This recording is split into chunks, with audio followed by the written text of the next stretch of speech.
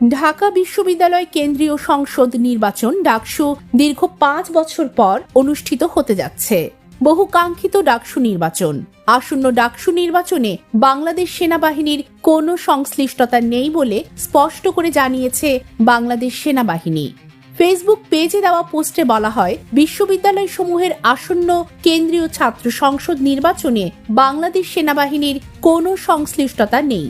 বিশেষত ঢাকা বিশ্ববিদ্যালয় কেন্দ্রীয় ছাত্র সংসদ ডাকসু নির্বাচনে সেনাবাহিনীর হস্তক্ষেপের প্রশ্নই আসে না। এর আগেও সেনাবাহিনী কর্তৃক আনুষ্ঠানিক সংবাদ বিজ্ঞপ্তির মাধ্যমে বিষয়টি স্পষ্ট করা হয়েছে।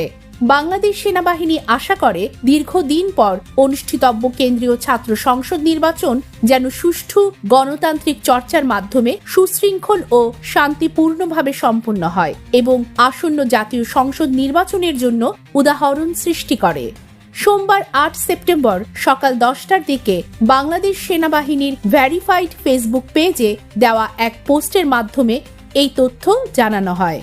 সবশেষে বলা হয়, নির্বাচনে অংশগ্রহণকারী প্রার্থী, ভোটার এবং সংশ্লিষ্ট সবার প্রতি সেনাবাহিনীর আন্তরিক শুভকামনা রইল।